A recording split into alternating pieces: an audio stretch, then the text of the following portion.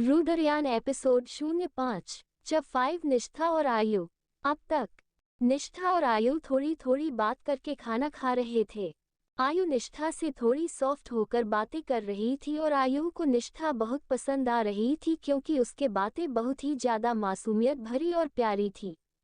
खाना खाकर निष्ठा आयु का प्लेट जो साइड पर रखा हुआ था उससे ले लेती है। आयु उसे देखते हुए बोली, क्या कर रही हो तुम? तो निष्ठा बोली, हम नीचे दे आते हैं प्लेट। तो आयु बोली, छोड़ो यहीं पर रख दो, कोई आकर ले जाएगा। तो निष्ठा बोली, नहीं नहीं, हम जाकर रख कर आते हैं, कोई क्यों हमारे वजह से परेशान हो। कहकर वह चली गई। वहीं आयु अपने गोद में एक तकिया रखकर अपने दोनों गालों पर अपना दोनों हाथ रखकर निष्ठा के बारे में सोच रही थी। उसने आज से पहले इतनी मासूम लड़की नहीं देखी, जहां पर कोई किसी का एक काम भी नहीं करना चाहता। यहाँ पर बिना कुछ कहे निष्ठा आयु का काम कर रही है। आयु को बहुत अच्छा लग रहा था निष्ठा के साथ, पता नहीं क्यों उसे बहुत अच्छा लग रहा है। ऐसे भी आयु की लाइफ भी कोई आसान नहीं थी। उसके मम्मी पापा बिजनेस में इतने बिजी रहते थे कि कभी उस पर ध्यान नहीं देते, जिस वजह से वह ऐसी हो गई थी। और उसके मम्मी पापा को आयु की इन्हीं हरकत पसंद नहीं थी कि वह हमेशा लड़कों की तरह ही रहती थी। उन्होंने कितनी बार ही आयु को लड़कियों जैसी बिहेव करने की और बात करने की बोली, लेकिन आयु कभी भी लड़कियों जैसे ना ही ढंग से कपड़े पहनती थी, ना ही सजना संवरना करती।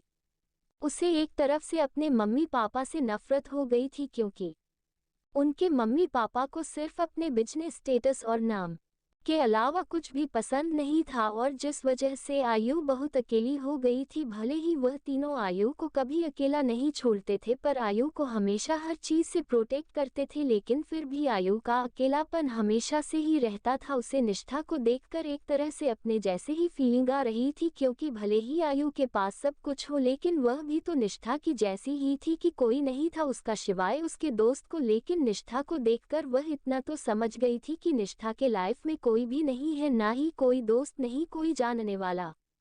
कुछ देर बाद निष्ठा कमरे में आई। वो जब कमरे में आई उसके आंखों पर आंसू थे। वह जल्दी से दरवाजा बंद करके बाथरूम में भाग गई। आयु उसे ही देख रही थी। उसे रोते हुए देखकर आयु बेचैन हो गई। वह अचानक से बेड से उठकर, लेकिन वह उसे कुछ कह पाती कि वह वहां से बाथरूम में भाग गई। कुछ देर बाद निष्ठा कमरे में आई। उसका चेहरा बिल्कुल लाल पड़ गया था और उसकी आंखें भी लाल थी और उसका चेहरा उतरा हुआ लग रहा था। तो आयु जल्दी से उसके पास गई और उसे देखते हुए बोले, निष्ठा क्या हुआ तुम्हें? निष्ठा उसे कुछ नहीं बोली और अपने बेड पर आ गई। आयु उसे घूरते हुए बेड पर आ गई और उसे देखते हुए थोड़े गुस्से में बोली, बताना क्या हुआ तुझे? उसके गुस्से वाली आवाज सुनकर निष्ठा एक पल के लिए डर गई, फिर वो बोली, हम गए, और उसकी आंखों में फिर से आंसू आ गई। तो आयु उसके गाल पर हाथ रखकर बोली, अरे तू बता तो क्या हुआ? निष्ठा अपना सिसकते हुए बोली। फ्लैशबैक। निष्ठा जब खाने का प्लेट रखने कैंटीन में गई थी तब काफी सारी लड़कियां वहां पर बैठकर बातें कर रही थी। वह जब निष्ठा को देखते हैं तो इनमें से एक लड़की उसकी मजाक उड़ाते हुए बोली, देखो देखो, यह वही है ना बहन जी, आज कॉलेज चली गई थी चूड़ीदार पहनकर। कॉलेज कौन चूड़ीदार पहन कर जाता है? और एक दूसरी लड़की वह निष्ठा को देखते हुए बोली, बहन जी के पास कोई कपड़े तो नहीं है, हम हैं तो एक अनाथ ही। पता नहीं कैसे कॉलेज वालों ने इस पर तरस खाकर इसे इस कॉलेज में रहने दिया, नहीं तो इस कॉलेज में पढ़ने की इसकी औकात ही नहीं है। फिर उसको पहले वाली लड़की उसे घूरते हुए बोली, हाँ, और यहाँ पर रहना और खाना इस सब तो इसके लिए सपना ही है, फ्री का तो मजे से खा रही होगी, देखो देखो कैसे खाकर आ रही है। कहकर वह सब हंसने लगे, जिस निष्ठा को बहुत ही ज्यादा बुरा लगा। वह इस सब के बारे में आयु को बता रही थी। जैसे जैसे उसकी बात सुन रही थी उसे बहुत ज्यादा गुस्सा आ रहा था। वह गुस्से से खड़ी होकर बोली, इन लोगों की तो मैं इन लोगों का सिर ही फोड़ दूंगी, कुछ काम तो नहीं है, दिन भर मेकअप थोपती रहती है, चली आती है फालतू बात करने। कहकर उठकर जाने लगी तो निष्ठा उसका हाथ पकड़कर बोली, आयु दी आप गुस्सा मत कीजिए। जैसे ही निष्ठा के मुंह से अपने लिए दी सुनती है तो आयु अपनी जगह रुक जाती है और पलट कर निष्ठा को देखने लगती है। निष्ठा अपनी आंखों में आंसू लिए आयु को ही देख रही थी। आयु उसके करीब बैठ जाती है और उसे देखते हुए बोली, तुमने क्या बोला? तो निष्ठा थोड़ी डर गई और अपना सर नीचे किए हुए बोली, सॉरी, अगर आपको हमारी बात से बुरा लगा है तो मैं आपको नहीं रोकूंगी। निष्ठा को ये लग रहा था कि उसने जो आयु को रोक, आयु को पसंद नहीं आया। आयु फिर से बोली, तुमने मुझे क्या बुलाया? तो निष्ठा मासूमियत से उसे देखते हुए बोली, आयु दी। उसके मुंह से फिर से अपने लिए दी सुनकर आयु को बहुत ही ज्यादा खुशी हो रही थी। शायद इससे ज्यादा खुशी उसे कभी नहीं हुई। वो अपने घर की इकलौती बेटी है, ना ही उसके भाई और बहन है और ना ही उनके कोई और बड़े पापा, ये छोटा पापा की जिनके बच्चे हैं और जो भी कुछ रिलेटिव्स हैं उनसे आयु की बिल्कुल भी नहीं जमती, जिस वजह से उसे दी कहने वाले निष्ठा पहली है। तभी निष्ठा अचानक से अपने सर पर हाथ रख लेती है तो आयु थोड़ी घबरा जाती है और उस परेशानी भरी आवाज में बोली, क्या हुआ? तो निष्ठा बोली, मेरा सर दर्द हो रहा है। तो आयु बोली, हाँ होगा, नहीं इतनी देर से रो रही हो, अपना रोना बंद करो नहीं तो और भी ज्यादा सर दर्द होगा। कहकर वह उसे बेड पर अच्छे से लेट देती है, लेकिन निष्ठा का सर दर्द कम नहीं हो रहा था, जिस वजह से वह खुद निष्ठा के सर को अपने गोद में रख देती है और निष्ठा को अच्छे से लेटने के लिए कहती और हल्की हल्के हाथों से उसके सर का मसाज करती है, जिससे कुछ ही देर में निष्ठा सो जाती है। करीब रात के 12 बजे थे और आयु बे से ही निष्ठा का सर सहला रही थी। तभी उसे अपने खिड़की पर किसी के आने की आवाज आई। उसे पता था कि कौन लोग आए होंगे। तभी करीब 3 लड़के अपने धीमे कदमों से उससे कमरे के अंदर आए और वह तीनों सामने का नजारा देखकर चौंक गई। उन तीनों की आंखें ही बड़ी बड़ी हो गई, इतनी बड़ी कि वह बाहर आने के लिए तैयार थे। वह तीनों कोई और नहीं, निहाल, कृष और यश थे। वो अक्सर रातों में आते थे और यहाँ पार्टी करते थे, पर कभी कभी यह चारों लॉन्ग ड्राइव के लिए भी एक साथ निकल जाते थे। लेकिन आज एक तो इस कमरे को इतना साफ देखकर और दूसरा तो सामने का नजारा देखकर सामने आयु के गोद में निष्ठा कर रख सर लेती हुई थी और आयु उसके सर को अपने हाथों से सहला रही थी। निष्ठा सो चुकी थी। तभी निहाल सामने निष्ठा को जैसे ही देखता है तो उसका दिल फिर से जोर जोर से धड़कने लगता है। वह अपने दिल पर हाथ रख लेता है। उसके चेहरे पर एक गहरी मुस्कान आ जाती है, क्योंकि वह बहुत ही ज्यादा मासूम लग रही थी, पर इतनी प्यारी कि उसे पर अपनी नजर भी नहीं हटा सकता था वो।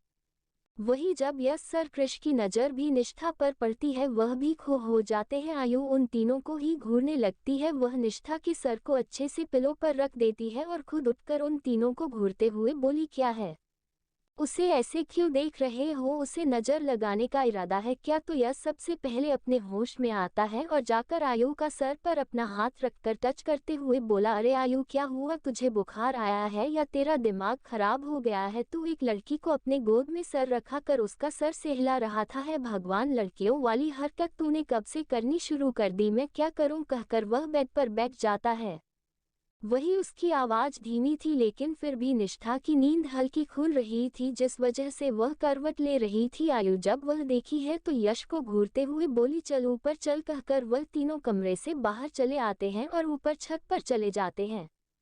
तीनों चढ़कर छत की दीवार पर बैठ जाते हैं, जिससे वह पूरा कैंपस आसानी से देख सकते हैं। उसे रात के अंधेरे में वह जगह बहुत ही ज्यादा खूबसूरत लग रही थी। तभी यश फिर से बोला, अरे बोल, तो क्या तेरे अंदर किसी का आत्मा घुस गया है? तू ऐसा कैसे कर रही है? कृष भी उसका साथ देते हुए बोला, हाँ सच में तूने लड़कियों जैसे हरकत करने कब से शुरू करती? निहाल आयु का साथ देते हुए बोला, अरे उसे परेशान करना बंद करो। और वो जाकर आयु के पास बैठकर उसके कंधे पर हाथ रखते हुए बोला, क्या हुआ? तो आयु सब बारे में सबको बता देती है कि कैसे निष्ठा की उससे बात हुई और निष्ठा ने उसके लिए खाना लाया और निष्ठा का रोना और उसका सर दुखना सब बता देती है। सब लोग उसकी बातें आंखें फाड़े सुन रहे थे, क्योंकि पहले तो आयु किसी की लड़की के बारे में इतनी प्यार से और अच्छे से नहीं बात करती और उसे निष्ठा की मासूमियत उन लोगों को भी यकीन नहीं हो रहा था कि कोई सच में इतना मासूम है, वो भी इस जमाने में।